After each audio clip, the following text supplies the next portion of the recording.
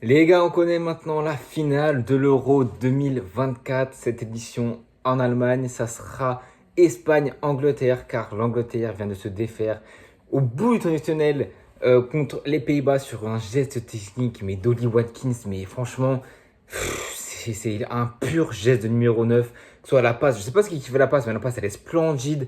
Et le contrôle, mais il se retourne en pivot, il se joue du défenseur. Il a fini pied croisé comme ça, second poteau, ras du poteau. Franchement, c'est un but qui va mettre ton pays en finale à 90e minute. Je crois que c'est son quatrième but de son histoire avec l'Angleterre, son premier dans une compétition majeure. Et waouh, on a vu tous les joueurs anglais lui sauter dessus à la fin du match. C'est logique, c'est grâce à lui qu'ils la doivent, sachant que il est rentré à la place de Harry Kane. Je crois que ça devait être à la 70e minute. Franchement, Gareth Southgate a enfin compris que les changements servent à quelque chose. Didier Deschamps aurait dû faire de même. Et il y a beaucoup de choses que Didier Deschamps aurait dû s'inspirer de l'Angleterre, parce que là, les changements, que ce soit Palmer quand il est rentré, il a apporté, même s'il fait une frappe ratée, que ce soit Luke Shaw, que ce soit là, Ollie Watkins, évidemment, à la fin, il y a Konsa qui rentre, il y a Eze qui doit rentrer aussi, il me semble, un truc comme ça. L'Angleterre finit en finale et l'Angleterre a su se mettre au niveau, ce que la France n'a pas su faire contre l'Espagne. Ils ont su se mettre au niveau avec une première période de très très très très belle facture. Franchement, l'Angleterre m'a pas impressionné, mais en fait si, parce qu'ils ont tellement été mauvais dans le jeu, dans l'activité, offensivement, les projections, les déplacements, que là, ils ont tout gommé, ils ont tout recommencé. Certes, on n'a pas vu un Bellingham qui a eu un très grand champ de jeu, qui a pesé sur la défense adverse, parce que ce soit Foden, Kane, ça décroche souvent dans sa zone. La zone d'activité de Bellingham est très réduite. Et quand il a un peu de ballon, un peu de champ, il y a au moins deux mecs qui viennent sur lui. Donc voilà, tu vois que Bellingham est devenu un grand et qu'il a moins d'activité et qu'il a moins de liberté d'action. Et même sans ça, il arrive quand même à toucher énormément de ballons par ses courses, ses activités, à être présent dans le jeu. Il a joué quasiment toutes les minutes. Franchement, à l'Angleterre, je crois qu'il a dû rater contre la Serbie. 106e minute, il doit sortir. En phase de groupe, il doit sortir à la fin. Il a joué quasiment toutes les minutes. C'est logique, c'est l'homme fort de l'Angleterre, hein, honnêtement. Avec Kobe Mainu. Gareth Southgate, je crois, les deux premiers matchs où il est carrément toute la phase de poule, il a ce double pivot, ce tandem Rice, Trent Alexander-Arnold dans ce milieu de terrain. On a vu au premier match que ça marchait pas. Il le retente au deuxième, ça marche pas. Au troisième, je crois qu'il le retente en tant que titulaire. Et là, Alexander Arnold, il sort, il me semble, à la mi-temps. Je crois que c'est pour Gallagher. Ou même dans le deuxième match, je crois que c'est Gallagher qui rentre à la place à un moment donné en deuxième mi-temps.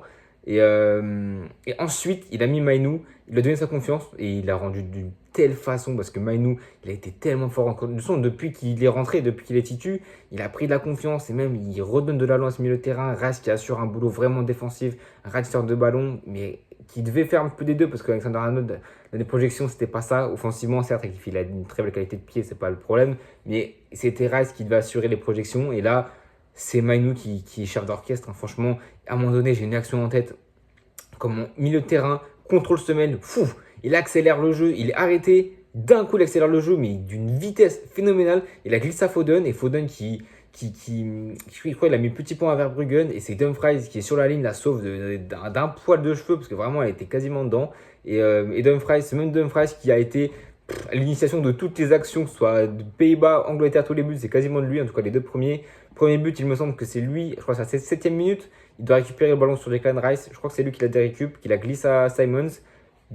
Petit coup de Simons, et puis il tire une belle frappe, il perd un peu de ses appuis, mais elle est assez bien placée pour que Pickford ne puisse pas l'avoir. Et donc ça, à la 7e minute, je crois que c'est 10 minutes, 11 minutes plus tard, grosse frappe de Kane qui passe au-dessus, Kane qui se roule par terre, parce qu'en fait c'était Dumfries qui lui a mis un gros pied là sur une belle semelle sur son tibia, un petit peu entre le tibia et le pied. Et ça peut être litigieux, car la frappe que Dumfries touche ou pas, dans tous les cas, c'est le geste de gêner. Donc pour moi, je pense que même si Dumfries, en fait c'est compliqué à juger, parce que Dumfries le touche après que Kane est tiré, donc il n'y a aucune incidence. Le fait en lui-même que Dumfries touche Kane, ça n'a aucune incidence sur l'action.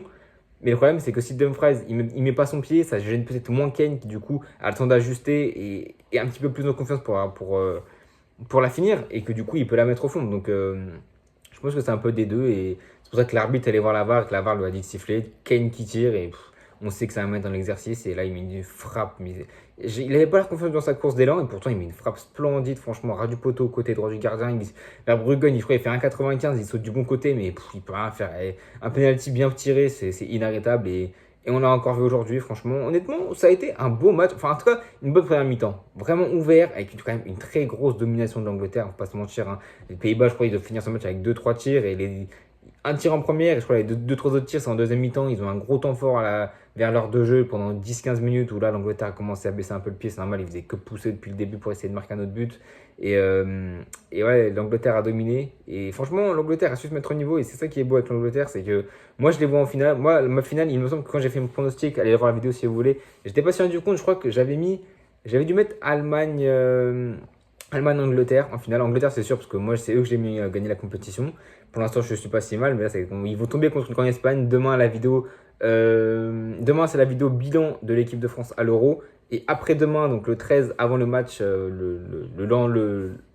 comment on dit, le lendemain? Le lendemain, c'est après. Donc avant le jour de ce match, le 14, le 13, du coup, il y aura la vidéo avant-match de qui je vais gagner, comment, quel score, quelles équipes et les derniers ragots qui se racontent sur ce match. Mais en tout cas, ça va être un beau match, je pense. Mais attention à ne pas sous-estimer l'Angleterre parce que certes, ils étaient contre-performance, énorme contre-performance de l'Angleterre qui n'arrivait pas à placer son jeu offensivement, c'était statique, il n'y avait pas de mouvement, je sentais vraiment pas une grosse équipe. Ils pouvaient compter sur une belle défense qui des fois avait des trous d'air. Là, ils ont changé Southgate à...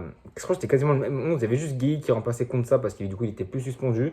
Mais sinon, son système de 3 défenseurs avec 2 pistons, 2 milieux, 2 attaquants et un Kane vraiment seul en numéro 9 qui décroche. Ça a l'air de bien marcher. Au dernier match, ça a un peu mieux marché que ces systèmes en 4-3-3 avec 3-2-5 avec le ballon. Là, franchement, ça a très bien marché. Les Pistons, ils ont vraiment porté. Walker, il n'a pas fait un bon début d'Euro. Là, le dernier match en tant que Piston, il a vraiment emporté. D'ailleurs, il finit pas à Saka à un moment donné. Saka qui marque et qui met le 2-1, sauf qu'il y avait du coup hors-jeu de Kyle Walker sur la passe avant du coup de Kyle Walker qui du coup était hors-jeu. On a pas eu une revision de ça, donc c'est bizarre, mais bon, on va la faire confiance, on dit qu'il y a hors-jeu. En tous les cas, l'Angleterre est passée. On connaît les passifs avec l'arbitre et Bellingham. Cet arbitre lui-même, je crois que c'était il y a 15 ans, 2005 ou quoi, il a été accusé, il a été inculpé de paris sportifs, etc., de trucage de match, etc. On a vu aussi à l'époque, je crois que c'était pour ça, c'était quand il était encore à Dortmund, il y a eu des histoires où une défaite 3-2 contre le Bayern Munich, etc. Bon, voilà, c'est des faits qui sont là. Maintenant, ça n'a pas impacté le jeu. L'arbitre n'a pas fait un match aussi dégueu que ça. Certes, il y a des fautes pas sifflées, mais bon, comme dans tous les matchs, tu ne peux pas être la perfection pendant 90 minutes.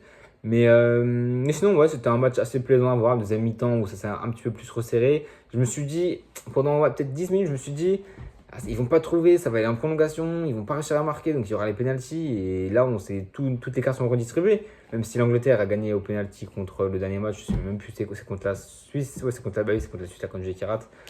Donc là, je me suis dit, s'ils vont au pénalty, avantage pour l'Angleterre. Au final, ils n'ont même pas besoin d'y aller parce que Oli Watkins met un but exceptionnel. Franchement, devant ma télé, j'ai gueulé. Alors, enfin, j'ai gueulé, tout pour son gardien évidemment, mais j'étais vraiment pas choqué, étonné parce qu'on sait les qualités qu'il a à Aston Villa. On sait que c'est un énorme joueur attaquant je crois qu'il a annoncé de côté Arsenal de plus en plus. Donc franchement, ce sera un gros atout. Alors qu'Arsenal, il manque vraiment un vrai numéro 9. Ben, ça peut être Watkins qui, je crois, il fait la meilleure saison de sa carrière, il me semble, au bilan statistique. Et en tout cas, franchement, hâte de voir cette finale le 14. Moi, les gars, c'était un débrief très court car déjà, j'ai pas la motivation du tout. Voir ce match était un supplice en me disant qu'au bout, de toute façon, dans tous les cas, la France ne jouerait pas. On se retrouve du coup demain pour la vidéo du bilan des joueurs de l'équipe de France. Ensuite, donc le lendemain, le 12, il me semble qu'il n'y aura pas de vidéo parce qu'il n'y a pas de match, hein. Le prochain match, c'est le 14. Et si le 12, pardon, je crois que le 12, il y aura une vidéo sur la présentation d'Mbappé. Non, Mbappé, je crois que c'est le 14. Ah, bon, non, c'est le 15 ou 16. Bon, je sais pas. En tout cas, tout ce que je peux vous dire, c'est que demain, il y aura la vidéo sur l'Euro, le débrief de l'Euro que j'ai tourné juste après la défaite contre l'Espagne. Donc j'étais un peu à chaud, mais je viens de la finir. Elle est déjà en privé et tout. Donc les gars, on se retrouve très bientôt. Yamato tout le monde.